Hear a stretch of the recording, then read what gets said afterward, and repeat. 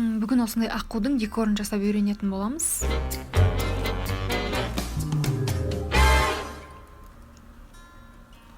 Ең алдымен бізге ақ шоколад немесе глазурь қажет болады. Осындай силиконовый лопата. Аққуды осылай қағазға қырқып аламыз. Және мастихиндер қажет. Лопата шпатель, кондурин, серебристый. Және розовый және қара красительдер керек болады. Кисточка және шпажка. Және ең қатты қажет болатын бізге ол силиконовый коврик. Ең алдымен біз шоколадты осындай темір ыдысқа салып ерітіп аламыз. Шоколадтарды ерітіп алып келдік. Енді осыған біз розовый краситель қосатын боламыз. Шпажканың көмегімен қосамыз, өйткені көп қосылып кетуі мүмкін. Барлығын жақсылап араластырамыз.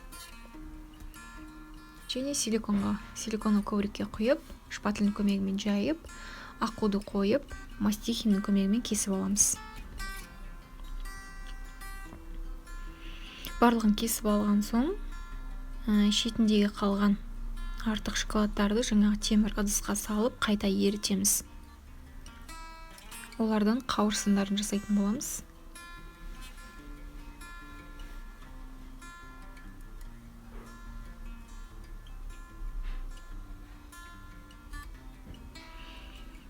Енді құстың тұмсығын және көзін сызамыз қара красительмен. Бұл дайын болған аққуды басқа ыдысқа салып алып қоямыз. Және енді қанаттарын жасайтын боламыз. Ол үшін осылай шоколадты құйып шығамыз. Және лопата шпательдің көмегімен осылай қанаттарын шығарамыз. Керек емес артық заттарын мастихиннің көмегімен алып тастаймыз. Осылай қанаттарын шығара береміз. Және бұны холодильникке жібереміз қатуға.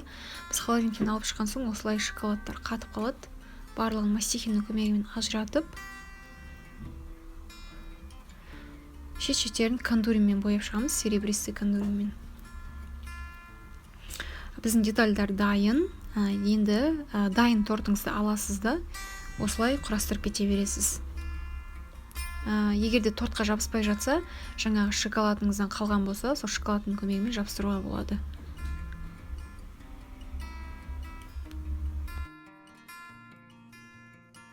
Сәлем қыздар, сіздерге шоколадтан жасалған аққудың декоры ұнады деп сенемін.